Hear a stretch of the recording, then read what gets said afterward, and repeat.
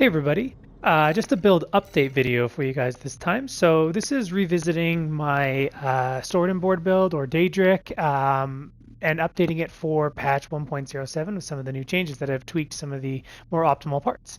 So also I've found a useful way to avoid shields blocking your combo, so I'll get into that as well in this video, so stay tuned. But let's just really quickly summarize the build and then I'll talk about some of the changes here. So like most melee builds, you're going to be running the Zimmerman for its flexibility and ability to stagger extend. It also creates passive pressure and impact buildup while you're chasing them down, and is a really solid weapon for forcing movements by your opponent in order to bleed out their EN and set up your melee lunges. We're going to use the WLT here. There is a case to be made for running the pulse blade, but the nice thing about the coral oscillator is that it gives us a defensive option and an offensive option in one blade. So you can do, I guess it's called the demon blade or like the charge attack with this, and there's a bunch of text with that in some of my other videos that I'm sure you've seen. But it also has a really solid lunge. In particular, it also is really good against lightweight kites because it has very good vertical tracking as well, as it's an overhead slash, and that is much more reliable than the pulse blade.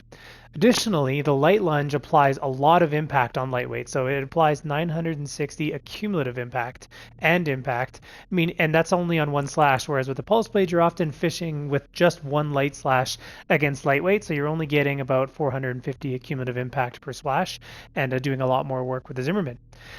But this will work really well with our slower play style, where we spend a little bit more time down and just blocking with the shield once we've landed our two attacks. So now we're not worried so much about impact decay if we're using this weapon. Doesn't have quite as big of a punish, but that's okay because we work in a triple punch as combo as well. Okay, the hand missile launchers, the reason we're using these is so that we can purge them and switch to stagger extending with the punch against certain builds.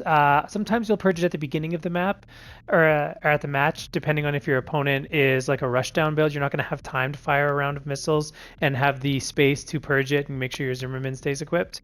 Sometimes when you purge your shoulder, it'll swap weapons, and always will swap weapons if you're purging your hand weapon that's equipped. So anyways, we need missiles, but we don't want to give up the ability to punch extend, which is why we run these ones, and they're faster and more direct fire than the split missiles, which is also the reason that we use those ones as well. The reload speed is so fast on these missiles that it is better to, even if you fire these, unless you're planning on your next shot also being a missile shot, like if you're chasing kites and you're still at range, it's often better to swap this onto your shoulder and then shoot your Zimmerman and then keep the Zimmerman equipped, because the Zimmerman needs the help to reload and keep its pressure up. The missiles are more of a passive tool anyways, and so focusing on the reload speed of the Zimmerman when you're in close is more optimal. These missiles will take longer to reload, like I think it's going to hit about 7 seconds, but that's worth it to just have an extra shot of the Zimmerman or two and then just swap back to the missiles when you know that they're reloaded. As for the shield, you could look at swapping this out. I feel like the shield's still the most flexible for us. We need something that can block impact over time, like Etzogens and whatnot. But we also want to be able to parry really strong nukes effectively, so like charged lasers and the like. So this shield gives us a balance of everything. It gives us the ability to parry. It gives us a reasonably generous parry window, so we can block damage over time weapons by cycling the shield rapidly. So basically just maximizing the IG window like this.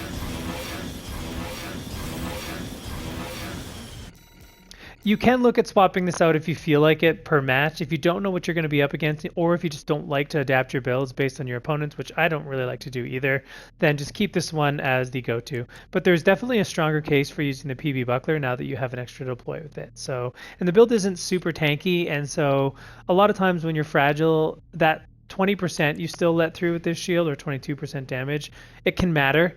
And so there is definitely a case to be made for running this shield and just mastering it.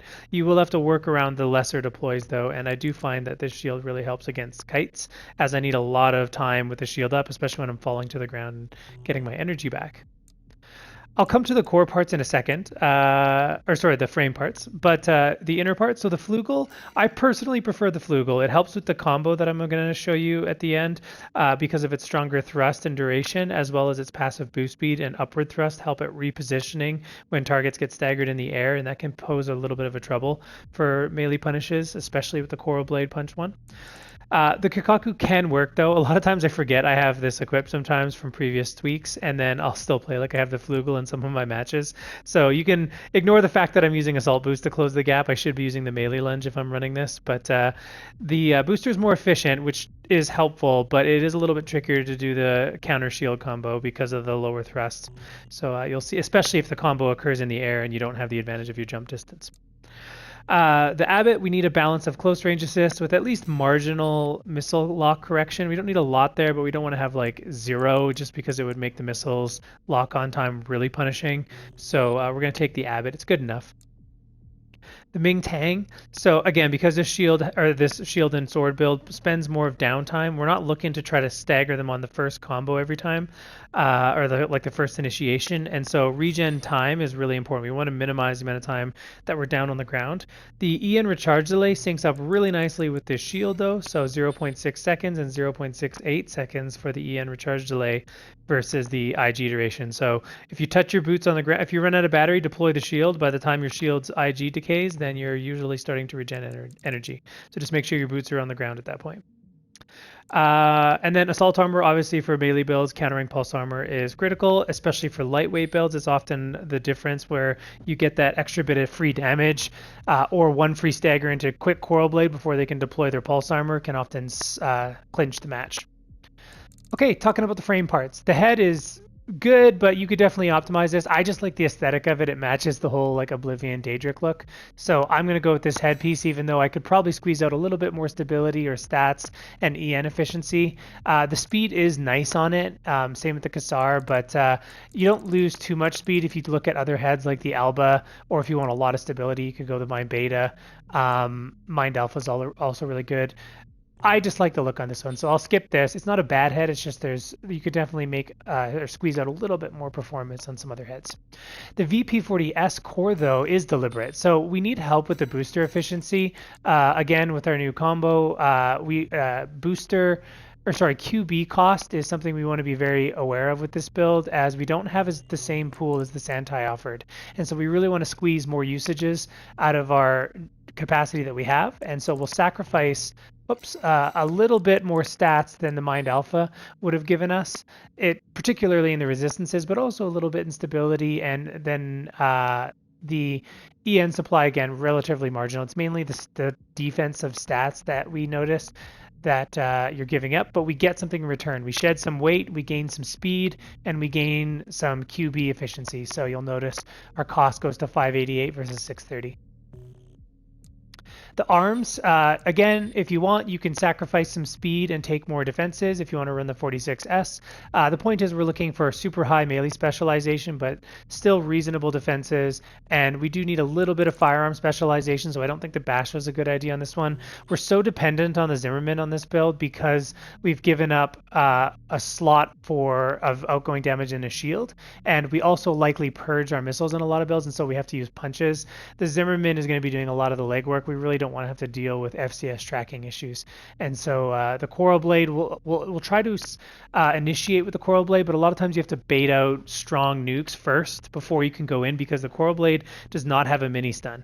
You really do have to condition and look for an opportunity to fish out a Coral Blade slash before the first stagger, but pressuring with the Zimmerman in order to bait out attacks and parrying theirs, and then look for that opportunity to get the Coral Blade in just to get a huge lump of impact built up and get you primed to set up your combo.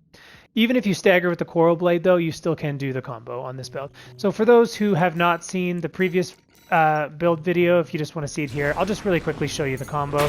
So, and I'll stagger with the Coral Blade as well to make it the least opportune sort of situation. So in these, a lot of times you're going to stagger with the Coral Blade, triple punch, swap weapons, stagger, extend into Coral Blade. Now, they do have the ability to deploy the shield, though, as you finish off the core blade. They won't be able to QB out of it, but they can do firing or non-firing stance shots, and they can deploy the shield in time to parry it. So yeah, I will show the way to get around that now. Maybe before actually I jump in that, maybe I'll just mention the ephemera legs too. So why the ephemera legs? Again, we're trying to squeeze out enough boost speed to get over 340, and we also want the jump distance that these legs offer. So when you're grounded, it gives you a really nice ability to reposition and set up the true combo that I'm going to show you next. So the jump distance here is the major feature. You can do this new combo with the Kakaku. It's a little harder because the boost thrust on the QBs is less than the Flugel, as well as the duration actually. So it's just like doubly weaker, but it's still possible. The one nice thing is it's a little bit more EN efficient, so you don't need as much energy left over to do the combo. That is one other point of note. If you're against shield users, you need to make sure that you've got a reasonable amount of energy left by the time you stagger them. So don't go for the stagger if you're super low on energy, because you need at least a couple of QBs to reposition before you go for the Coral Blade swing, and you also burn energy on every punch and on the Coral Blade's melee lunge too, because those are melee lunges. Okay, so here I'll show the combo. Essentially what we're going to do is 2 QBs to get repositioned behind them, forcing them to turn around, which will make it so the shield's facing the wrong way. So you'll notice it's only 2 QBs to reposition. You cannot do 3. So I'll show why here. It's because it takes a little bit too much time, and then it gives them enough time to spin around. So yeah, you can see it doesn't work in that case. Another way you could set up a combo against shield users is to use terrain. So you don't have to get behind them in that case. You can see the bounce off there buys you a little bit of extra time to get the blade. That's more of a situational one, but it comes up every now and then where you have them like boxed in the corner. So you could consider that too. Here I'll show that the combo does work in the air, so you can do the same thing. It does also work with the Kakaku, which is a little trickier and a bit more unreliable. Again, one of the reasons I prefer the Flugel. That lack of thrust really shows in aerial combat in particular. Okay, so let's jump into some matches. So you should look at the opponent's build and establish if you need to purge the missiles right away. This here is a close range opponent, so Karasawa, a dagger, and an SMG with missiles for passive. This is clearly going to be an opponent that's not going to give us space. You're better off just purging the missiles. Some builds you can fire around first before purging, which can often confuse them about if you're going to do that or not as well. I should have purged it here. I accidentally end up purging the wrong weapon, and I also don't realize I haven't switched off the Kakaku since testing the combo on the arena matches. So I start to play, I'm playing like I have a Flugel, which is more QBs and assault boost instead of melee lunges, but that's the lesson to be learned, I suppose. Anyways, better off against these types of matches, just purge the missiles early. Don't give their time to, or don't give them time to like take advantage of your purging window where like sometimes your weapon swaps and it's inopportune because your Zimmerman gets put on your shoulder afterwards. So just bypass all that against opponents that are going to rush you anyways. You're going to use the punch more than the missiles in those cases just to finish off stagger whenever the Zimmerman doesn't quite do it anyways. Okay, so this time I purge the missiles early.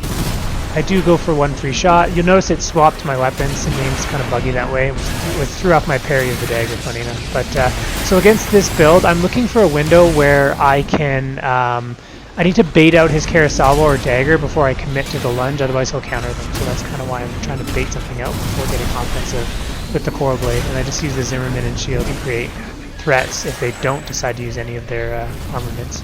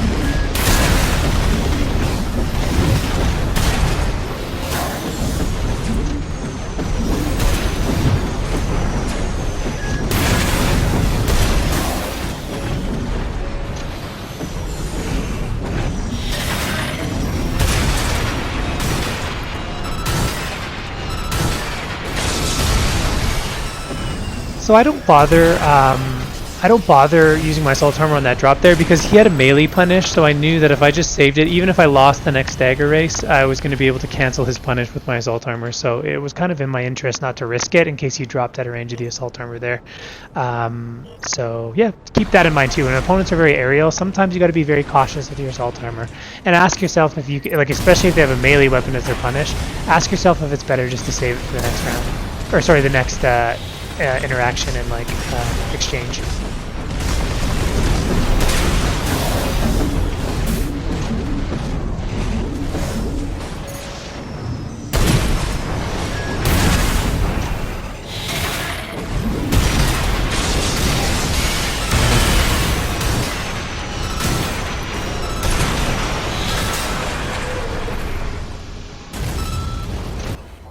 All right, kites. A lot to talk about here. You're not going to be purging the missiles as you're going to be swapping between Zimmerman and missiles depending on how close you are.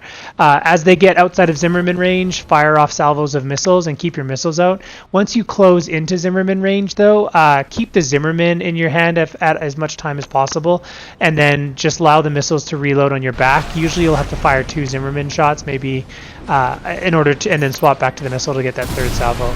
Always try to fire a salvo of missiles right before you get staggered as well in order to buy yourself as much time as possible to refresh their stagger once you wake up. Lastly, well, maybe not lastly, but use your shield as you drop to the ground so that you're minimizing the amount of impact you take. Anytime you're not doing something offensive, try to have the shield cycling on IG. And also, you don't need to purge the missiles because, or sorry, you don't need to set up the combo to punish these builds. Just use your assault armor as the punish. The damage is more important. So as soon as you stagger them, even if, in fact, even feel free to use the coral blade to stagger. It's probably the best option as your final stagger or staggering hit, because the assault armor does about 5,000 damage and they don't have enough health to really take that big nuke, and it'll hit before the pulse armor deploys too, as long as you, like if you guys activate it at the same time. Depending on the map, you can also try to body them into the back of the map before starting to spend EN, depending on their weapon loadout. We are quite fast, so we can dodge passively and have good jump distance to dodge a lot of stuff, so should be an option depending on the map type.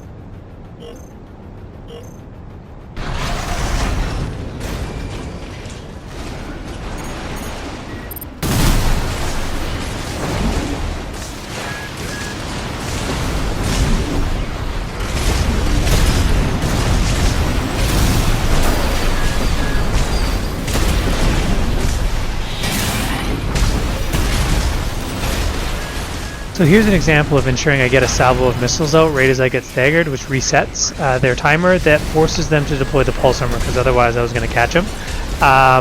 Another thing I wanted to mention too was keep in mind your melee lunge is your best form of movement. With the flugel, you won't be able to use it nearly as much, but it is worth considering not going for the slash the first time and just using it to get close for the Zimmerman before potentially committing to another slash and going for at that time actually. Just because it is, once you've used it, you don't have access to it, so it's going to be harder to catch up with the Zimmerman and the missiles afterwards. So another reason I like the flugel is it gives you the ability to create space by flying away with assault boost, whereas the Kikog is kind of committal. Once you've closed the gap, you can't really do anything to get away easily. The assault boost thrust is so weak. So this particularly comes up against double ducats, which are very scary. I would fully expect them to get nerfed, but until then it is really scary to get in close quarters to them and be taking what is effectively a Zimmerman shot every time they shoot, because they're going to be shooting 2. So with this type of matchup, you really have to play careful with the space and make sure you landed the coral blade. It's going to come down to inches here, where you essentially stagger them with or hit them with the coral blade and then try to stagger them with the Zimmerman immediately. If in this case, I learned that this build takes 2 Zimmermen, so it'd be better to hit him with 1 Zimmerman, then the coral blade, then the Zimmerman, and then immediately swap weapons ready to punch just in case I fell a little bit short. or if they are staggered, then just to start the stagger extension punish. So and then you'll notice as soon as the odds tilt against my favor, I try to create space and regen. I can also use the Flugel's upward thrust to take or to get up high, which the Alula is not great at chasing down for as well. So that's your other option. Parrying is also going to be really important against the pistols too. You want to try to parry as many of those shots as possible. Just keep cycling the shield into its IG windows.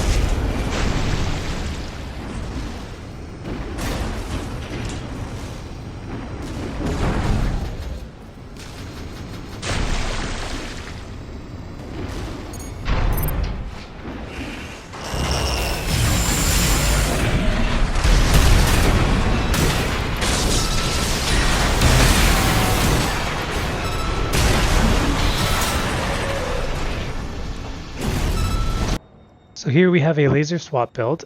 This is just going to put out incredible DPS, meaning that it is very important that we parry everything and just focus on building up enough impact as quickly as possible. I would still, in this case, try to get the Coral Blade early and just try to do it while they shoot one plasma or the double plasmas. If they're smart and flip up the two weapons, so they're shooting one coral, one plasma, then just accept one salvo. It's a cost of doing business here.